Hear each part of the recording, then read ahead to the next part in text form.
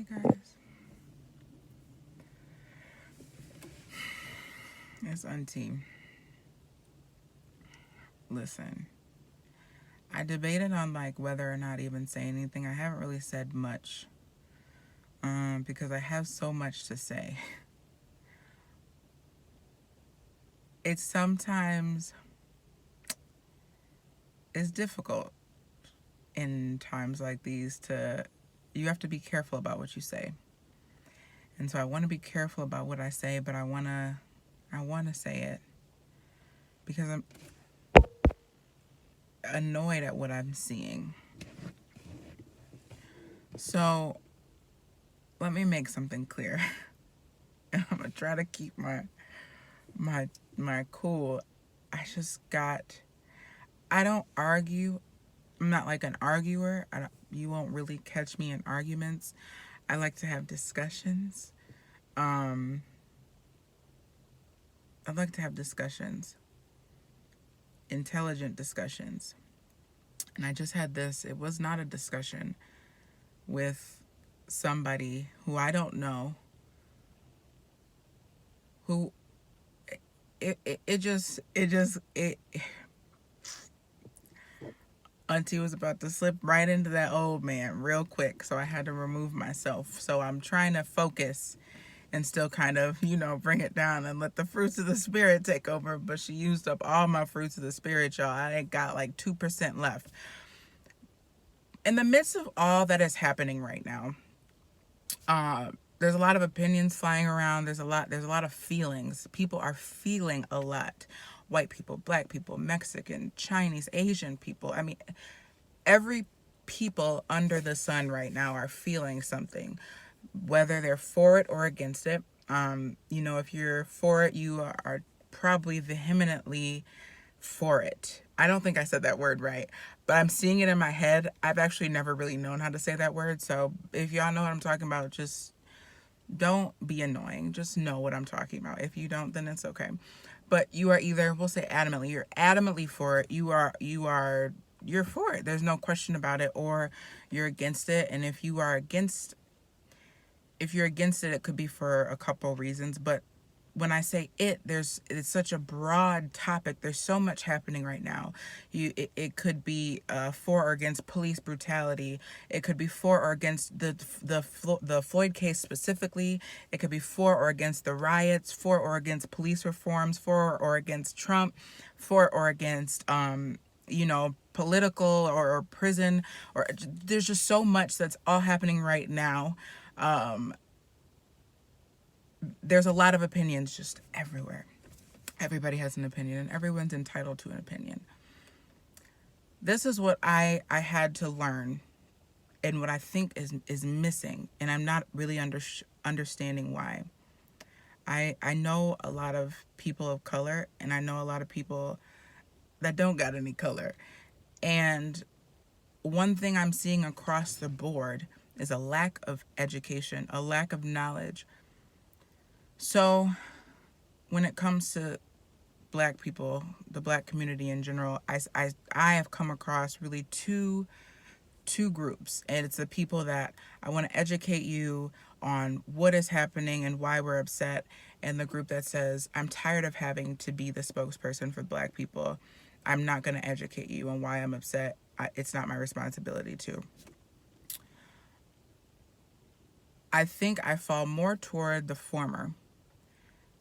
And that is my personal preference, because I am somebody who likes information. I eat information up like put it on an IV. This is the third time I've tried to record this. I'm about to lose it. So, yeah, like I said, I'm just somebody who likes to stay informed. If I don't know about something, I don't think it's reasonable for me to have an opinion about it. But also, it's okay for your opinions to change. People think once your opinion is something, it has to stay that way. It's okay to admit that your opinion has changed once you've gotten new information. It's okay. I want you to remember that. It is okay. So, what I'm seeing though is a lot of people who aren't black people, who aren't people of color are saying, well, I don't understand why you're so upset. I don't understand why people are so upset. I don't understand why people have to riot. I don't understand why they can't peacefully protest. I don't understand this. I don't understand that. Or you have the ones on the complete opposite end who are like, look, I know I'll never understand your struggle, but I stand with you. And hats off to y'all real ones. But for the former group, it's ignorance. It's ignorance. But when these people come to us asking us, saying these things, we have a choice. You have the choice to say, well, this is the story. Here's the tea. This is the tea. Once they have that information, then it's on them to further their understanding, further their knowledge and insight, and form an opinion, hopefully the right one.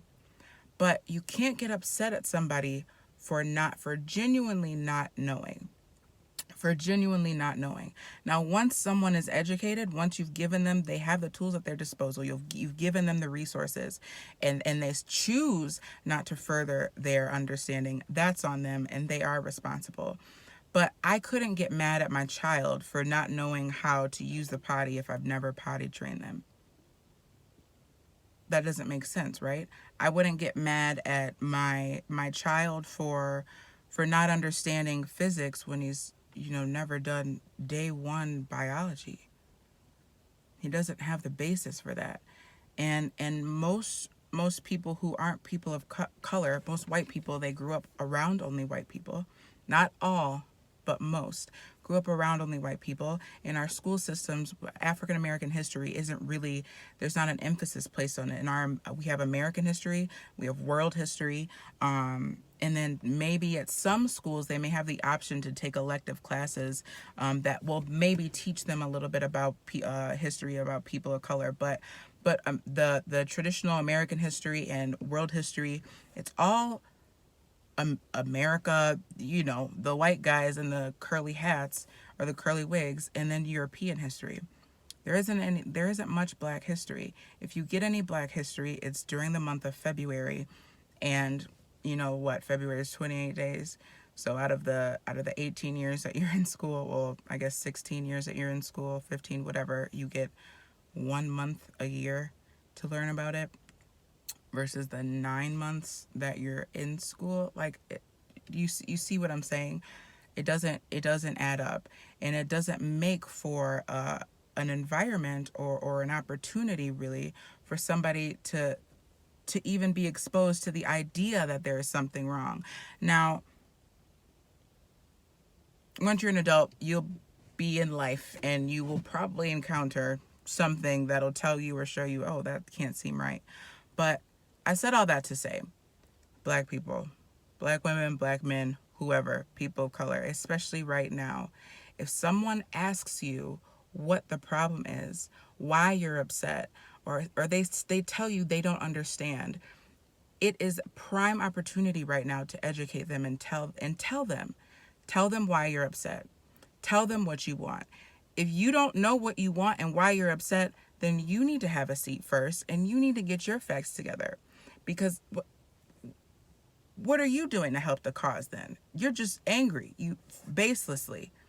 So it's imperative that we're educating people, because most people with a conscience, if they really, really had the education, the understanding about why it is that we as a people are upset, they would probably join in our upset. They would probably join in this fight. They'd probably join in our efforts to see change. But some of them don't know.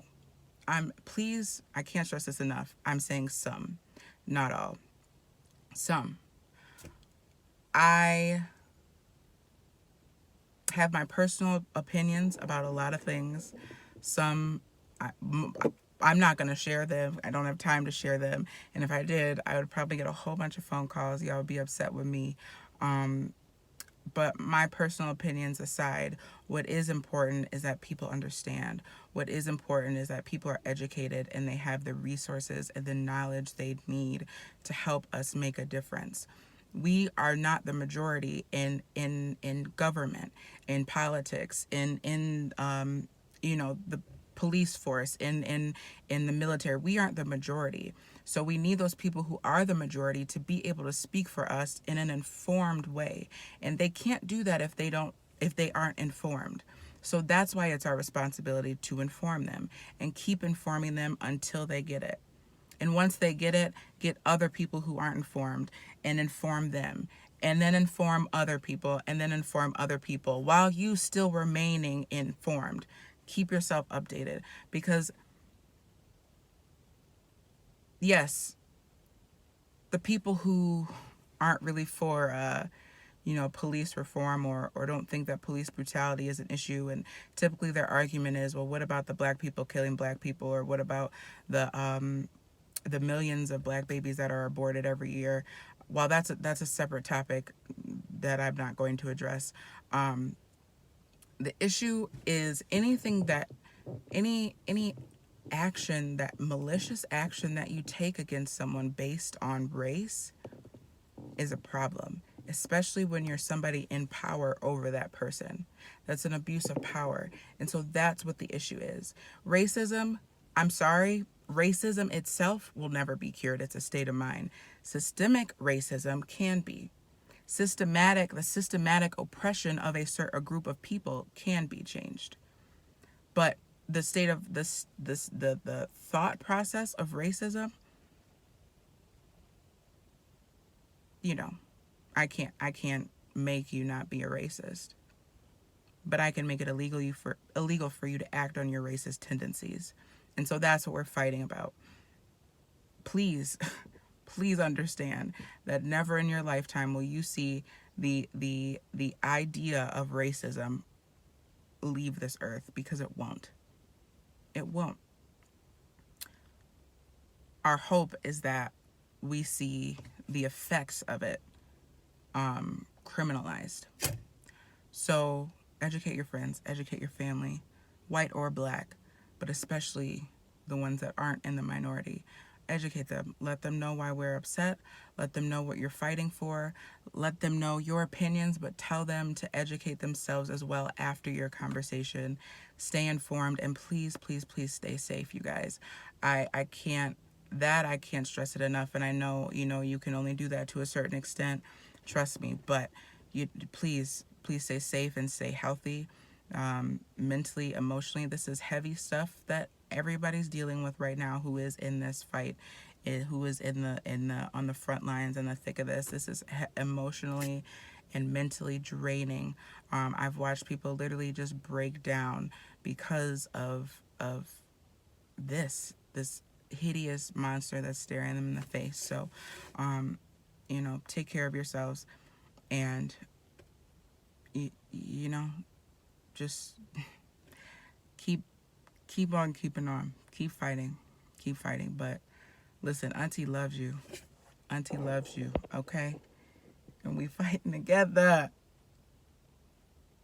Bye.